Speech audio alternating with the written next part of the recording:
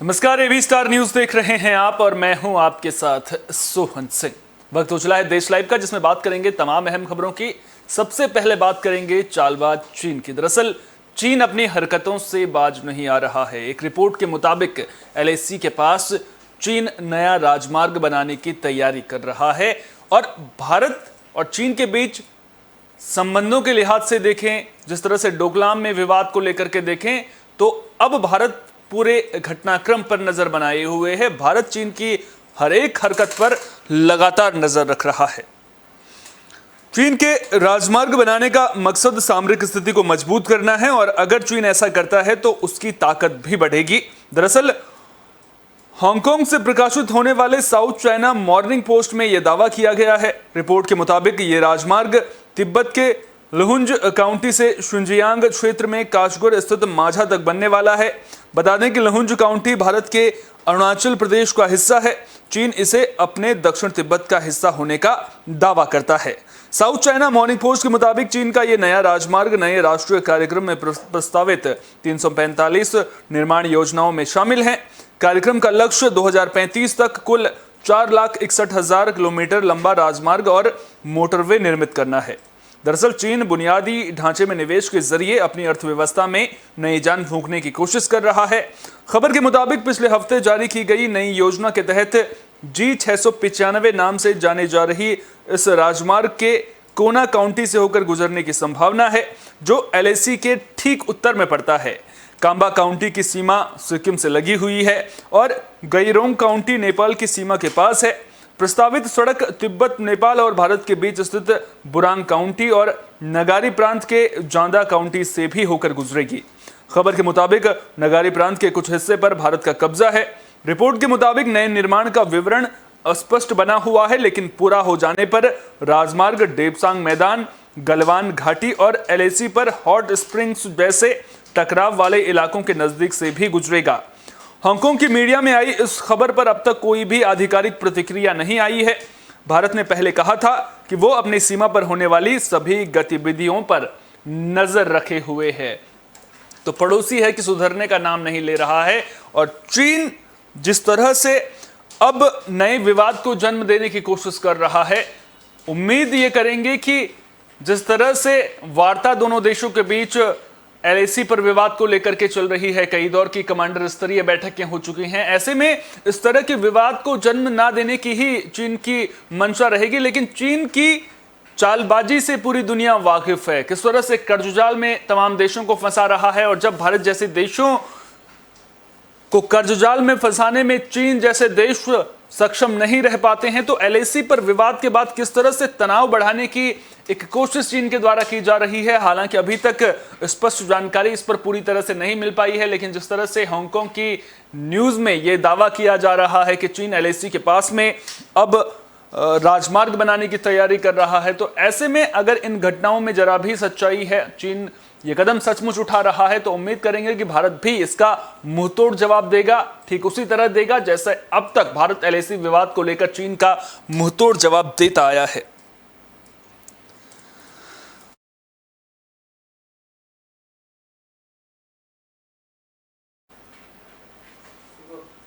Bulletin में बात श्रीलंका की भी कर लेते हैं। दरअसल रानिल विक्रमसिंघे ने श्रीलंका के नए राष्ट्रपति पद की शपथ ले ली है। उन्हें कल संसद में नया राष्ट्रपति चुना गया था, जिसके बाद अब उन्होंने शपथ भी ले ली है। हालांकि कार्यवाहक राष्ट्रपति के चुनाव जीतने के बाद राजधानी कोलंबो में फिर से प्रदर्शन हो रहे हैं। प्रदर्शनकारी रानिल विक्रमसिंघे का विरोध कर रहे हैं। बता दें कि राष्ट्रपति जो पहले गोटाबाया राजपक्षे थे, वो देश छोड़कर भाग गए थे, जिसके बाद उन्होंने इस्तीफा दे दिया था और उसके बाद अंतरिम राष्ट्रपति रानिल विक्रमसिंघे को बनाया गया था। लेकिन उसके बाद जब इस्तीफा गोटाबाया राजपक्षे का आया तो नए राष्ट्रपति के लिए चुनाव हुआ, जिसमें रानिल विक्रमसिंघे ने जीत दर्ज की है। 20 जुलाई को राष्ट्रपति पद के लिए हुए चुनाव में रानिल विक्रमसिंघे को 134 सांसदों के वोट मिले थे। गुप्त मतदान से संसद का वोट जीतने के तुरंत बाद विक्रमसिंघे ने संसद को संबोधित किया, जिसमें विपक्षी सांसदों समेत सभी विधायकों को एकजुट होने के और साथ मिलकर काम करने की अपील करते हुए रानिल विक्रमसिंघे नजर आए, ताकि श्रीलंका को मौजूदा आर्थिक संकट से बाहर निकाला जा सके।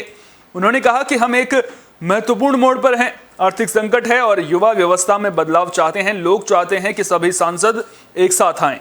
बता दें कि 225 सांसदों में से 223 ने नए राष्ट्रपति के चुनाव के लिए मतदान किया और 4 वोट अमान्य थे। अन्य 2 उम्मीदवारों श्रीलंका पोदुजाना पेरामुना पार्टी के सांसद दुलास अल्हा पेरुमा कुबयासी और नेशनल पीपुल्स पावर के नेता अनुराग कुमार दिसानायके को 3 वोट मिले थे। विक्रमसिंघे राजनीति में कोई नया नाम नहीं है और इससे पहले 6 बार श्रीलंका के प्रधानमंत्री के रूप में वे काम कर चुके हैं। वे राष्ट्रपति चुनाव के शीर्ष दावेदारों में से एक थे, जिसमें के सदस्यों ने मतदान के माध्यम से वोटिंग की। बता दें कि श्रीलंका में अब तक के सबसे भीषण आर्थिक संकट से निपटने में सरकार की नाकामी के बाद लोग सड़कों पर उतर आए थे और राष्ट्रपति आवास में घुस गए थे। राजनीतिक उथल-पुथल और देश में फैले अराजकता के माहौल के बीच राष्ट्रपति गोटाबाया राजपक्षे देश छोड़कर भाग गए थे और उन्होंने राष्ट्रपति पद से इस्तीफा दे दिया था। इसके बाद विक्रमसिंघे को श्रीलंका के अंतरिम राष्ट्रपति के रूप में नियुक्त किया गया था। लेकिन क्या अब श्रीलंका में हालात सुधरेंगे? यह सवाल अभी भी बना हुआ है और यह सवाल इसलिए बना हुआ है क्योंकि रानिल विक्रमसिंघे और गोटाबाया राजपक्षे दोनों का ही श्रीलंका की जनता विरोध कर रही थी और यह विरोध गोटाबाया राजपक्षे के देश छोड़कर जाने के बाद शुरू नहीं हुआ था। यह पहले से ही दोनों नेताओं का विरोध हो रहा था। अब रानिल विक्रमसिंघे राष्ट्रपति बन गए हैं तो क्या श्रीलंका की जनता इसको स्वीकार करेगी? क्योंकि नए राष्ट्रपति का चुनाव संसद की प्रक्रिया के तहत जरूर हुआ है और हमने अपनी चर्चाओं के दौरान पहले भी बताया था कि क्या रानिल विक्रमसिंघे राष्ट्रपति बनना चाह रहे हैं। हमने बाकायदा इस पर विश्लेषण भी किया था कि क्यों प्रधानमंत्री पद से वो इस्तीफा नहीं दे रहे हैं। जब उन्हें अंतरिम राष्ट्रपति बनाया गया था तो उसके बाद राष्ट्रपति अब वो बनकर जरूर सामने आए हैं, लेकिन उनके सामने चुनौतियां बड़ी हैं। सबसे बड़ी चुनौती प्रदर्शन खत्म करने की है क्योंकि कई जगहों पर विरोध प्रदर्शन अभी भी शुरू हो रहे हैं और जो हाल गोटाबाया राजपक्षे का देश की जनता ने किया वो हाल महिंदा राजपक्षे पहले ही 11 मई को छोड़कर के वो देश जा चुके हैं। अब रानिल विक्रमसिंघे नए राष्ट्रपति बने हैं। वो हाल जो गोटाबाया राजपक्षे महिंदा राजपक्षे का हुआ वो हाल इनका ना हो जाए, रानिल विक्रमसिंघे का ना हो जाए। इसके लिए अब देखना दिलचस्प होगा कि ये किस तरह के फैसले लेते हैं। प्रदर्शन से पार पाना बड़ी चुनौती है, आर्थिक संकट से श्रीलंका को बचाना बड़ी चुनौती है और राजनीतिक संकट तो अब धीरे धीरे खत्म होता हुआ जरूर नजर आ रहा है। सहयोग मिलना बेहद जरूरी है। विपक्षी सांसदों का, विपक्षी पार्टियों का अगर इन्हें सहयोग मिलता है, क्योंकि इनके पास संख्या बल पर अगर नजर डालें तो संसद में संख्या बल नहीं था, उसके बावजूद अगर चुनकर के ये आए हैं, इनका अनुभव अब श्रीलंका के कितने काम आएगा वो देखने वाली बात होगी। साथ ही साथ नजरें इस बात पर भी रहेंगी कि अब कौन से बड़े फैसले रानिल विक्रमसिंघे लेते हैं। चाहे बात आर्थिक संकट से उबारने की हो तो आर्थिक संकट से अगर आपको देश को उबारना है तो उसके लिए कुछ बड़े फैसले लेने पड़ेंगे, लेकिन वो बड़े फैसले लेने के लिए इन्हें हिम्मत भी दिखानी पड़ेगी। चाहे बात खेती को पटरी पर लाने की हो, पर्यटन को किस तरह से पटरी पर लाना है, उसके लिए किस तरह से प्लानिंग की जा सकती है और अन्य सेक्टर में किस तरह से निवेश करना है और निवेश के लिए फंड कहां से आएगा, यह भी बड़ी चुनौती बना हुआ है। ऐसे में भारत से मदद की उम्मीद जरूर श्रीलंका को है, लेकिन दूसरी तरफ चीन जैसे देशों के कर्ज को उतारना भी बड़ी चुनौती बना हुआ है। यानी कि IMF की तरफ श्रीलंका की नजरें टिकी हुई हैं। अब देखना दिलचस्प होगा कि IMF से श्रीलंका को कितनी वित्तीय सहायता मिल पाती है।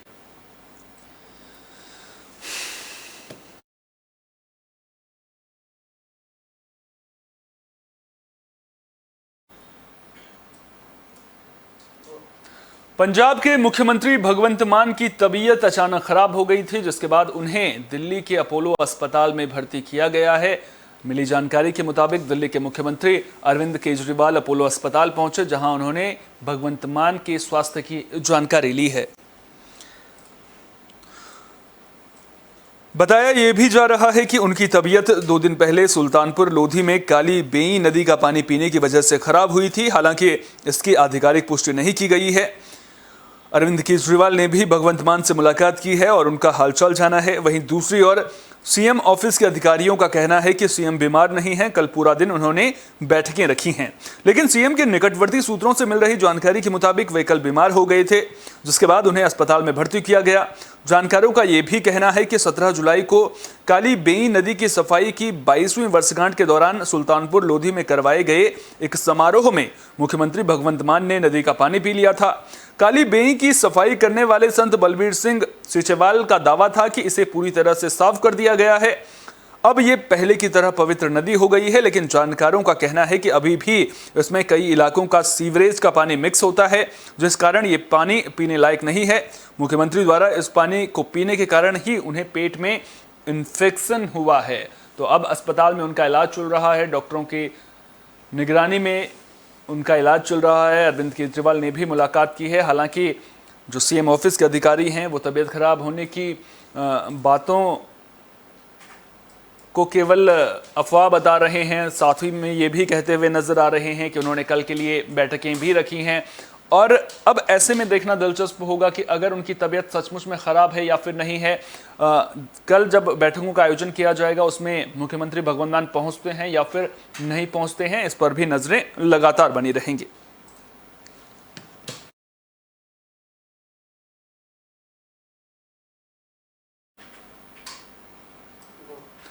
कोरोना के मामलों में उतार चढ़ाव का सिलसिला लगातार जारी है। पिछले 24 घंटे की बात करें तो 21,000 से ज्यादा कोरोना के नए मामले सामने आए हैं। और जिस तरह से कोरोना के मामले दिन ब दिन कुछ दिनों के बाद लगातार इनका ग्राफ बढ़ रहा है, ऐसे में चिंताएं बढ़ना लाजमी है।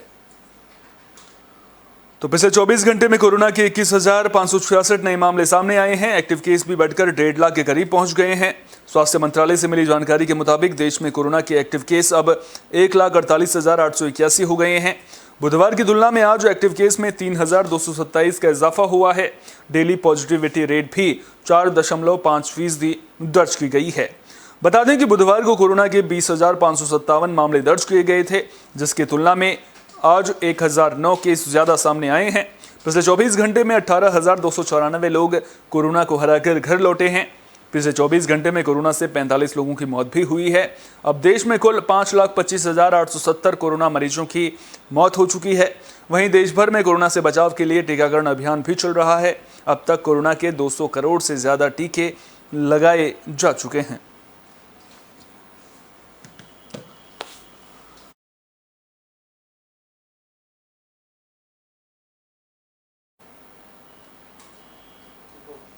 बुलेटिन के आखिर में बात मौसम की भी कर लेते हैं। दरअसल देश के कई राज्यों में मौसम का मिजाज अब बदलने लगा है। दिल्ली, यूपी, हरियाणा समेत कई राज्यों में जहां लोग बारिश के लिए तरस रहे थे, वहां पर कल बारिश की बौछार भी देखने को मिली है। कई राज्यों में भारी बारिश को लेकर अलर्ट भी जारी किया गया है। दिल्ली, यूपी, महाराष्ट्र, गुजरात समेत कई राज्यों में बीते दिन बारिश हुई थी। अब इन राज्यों में अगले 2 दिन के लिए बारिश के साथ बिजली गिरने की भी चेतावनी दी गई है। बीते दिनों उत्तराखंड में भारी बारिश के कारण बाढ़ जैसे हालात बनते दिखे, जिसकी वजह से लैंडस्लाइड की भी घटनाएं देखने को मिली। पहाड़ी इलाकों में चट्टानों से मलबा गिरने की वजह से कई सड़कें बंद कर दी गई थी। वहीं अब एक बार फिर मौसम विभाग ने उत्तराखंड में बारिश को लेकर अलर्ट जारी कर दिया है। मौसम विभाग के मुताबिक 23 जुलाई तक उत्तराखंड के चमोली, रुद्रप्रयाग, नैनीताल, पिथौरागढ़ में ऑरेंज अलर्ट जारी किया गया है। इन जिलों में भारी बारिश की संभावना बनी हुई है। बात दिल्ली की करें तो मौसम विभाग ने अगले 3 दिन दिल्ली में बादल छाए रहने और बारिश की संभावना जताई है, यानी कि दिल्ली वालों को उमस भरी गर्मी से राहत मिलने की उम्मीद है।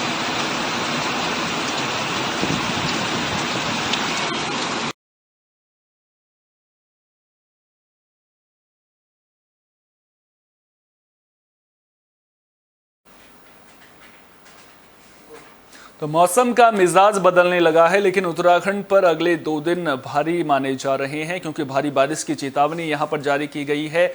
लैंडस्लाइड की खबरें पहले ही सामने आ रही हैं। ऐसे में देखना दिलचस्प होगा कि आपदा प्रबंधन विभाग की तैयारियां किस तरह की हैं। वहीं बात दिल्ली की करें तो दिल्ली में कल बारिश के बाद मौसम खुशनुमा जरूर हो गया है और अगले 2 से 3 दिनों तक मौसम विभाग की ओर से बारिश की संभावना भी जताई गई है। ऐसे में ये उम्मीद की जा रही है कि दिल्ली वालों को उमस भरी गर्मी से राहत मिलेगी। फिलहाल के लिए देश लाइव में इतना ही। देश दुनिया की तमाम अहम खबरों के लिए बने रहिए AB स्टार न्यूज के साथ, क्योंकि यहाँ पर खबरों का सिलसिला कभी नहीं थमता।